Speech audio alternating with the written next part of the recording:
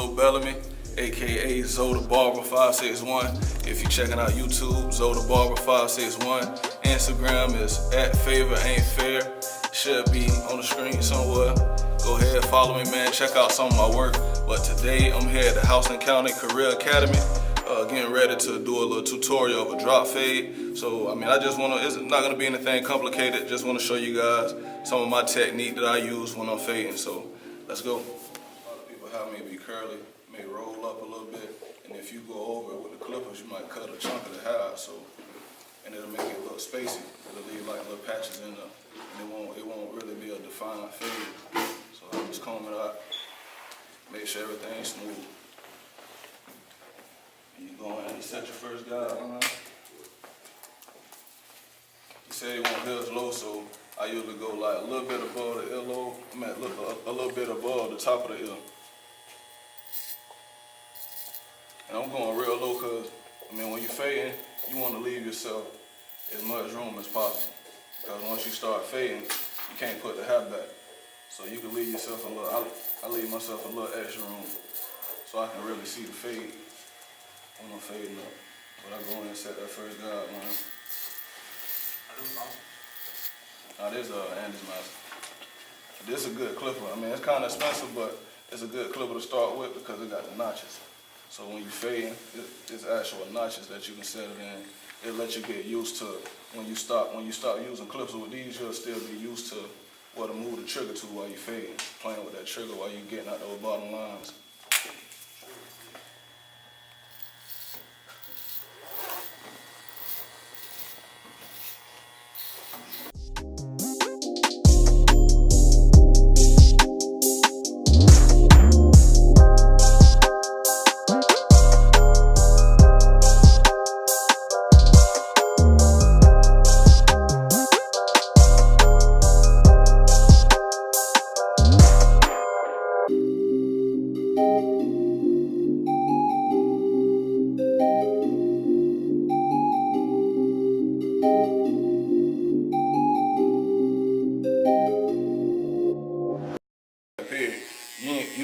You don't have to dig. Like if you just set the clippers flat on the head, sometimes I just let my finger rest right there, so it'll show me like if I'm pushing too hard or like that's like my little guideline finger. That's what I use. You don't have to, but that's what I do to make sure I'm just not digging in the client's head, because you can irritate the skin easy. You could just make the client uncomfortable. I get a lot of clients that fall asleep in my chair. They be like, man, you touching me with the clipper, but I really can't feel it. So I mean, it play a lot into keeping clientele coming back to you. People want to be comfortable. They don't want to be flinching, thinking you're finna nick their ear and stuff. So you got to try to be real careful because the clipper's sharp.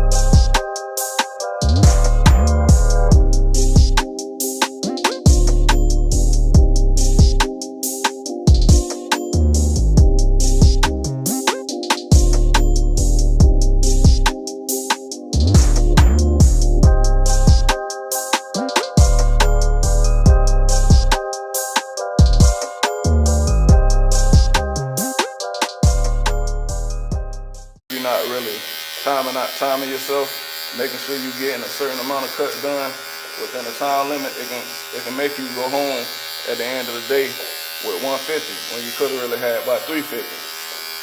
So just learning how to execute those cuts, and that's all about finding you a system.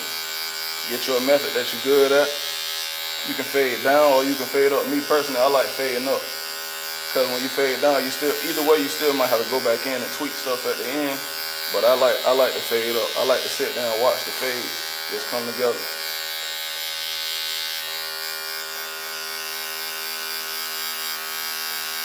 Y'all got any questions about anything, just about being a barber, period, anything, question about what I'm doing. I'm closing that zero guard now. You know, getting ready to blend in that bottom guideline that's there now after you come up with the zero. And then from here, I mean, his hair is not that long. Usually, when I'm cutting or fading up into a lot of hair, you gotta knock that bulk down.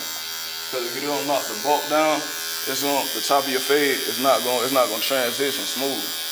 But his hair is not too long, so I'll probably just grab a one and probably just comb it out a little bit and knock it down evenly. So when I make my last guideline, everything will be set in place for the fade to come together.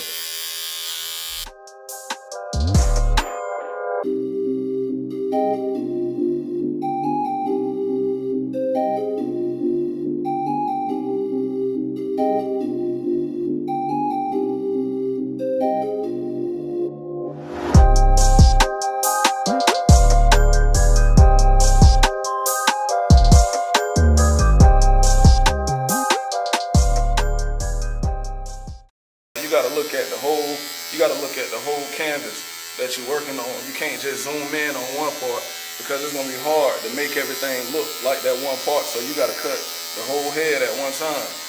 You're doing something on this side.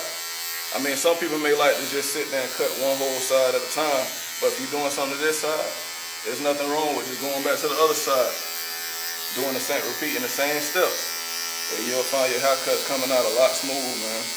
And you'll save yourself from doing a lot of work at the end. If you just sit back every now and then, take a look at it.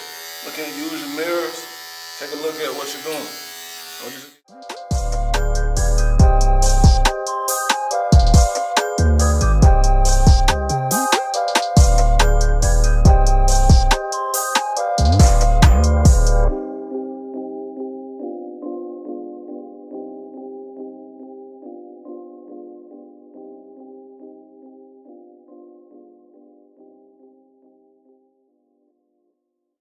Right here, I'm just doing the lining, man.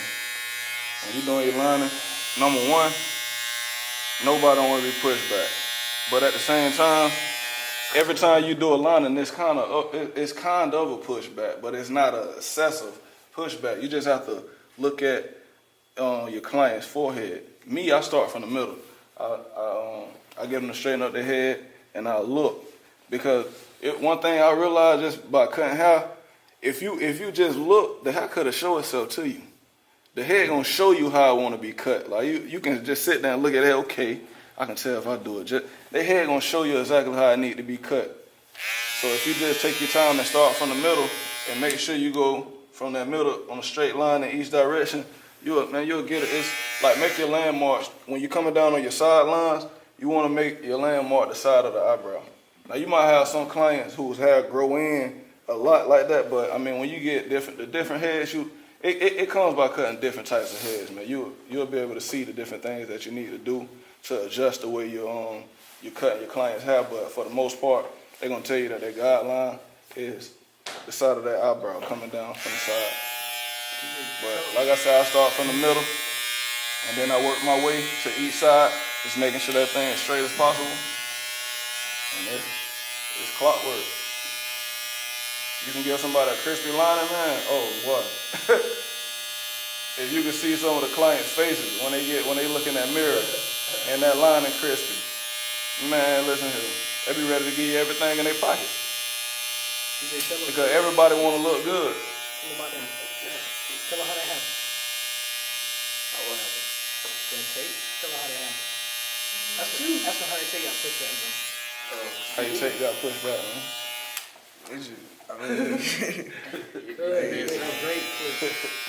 Hey, it wasn't my decision though. I got these liners right here modified. I got my blade.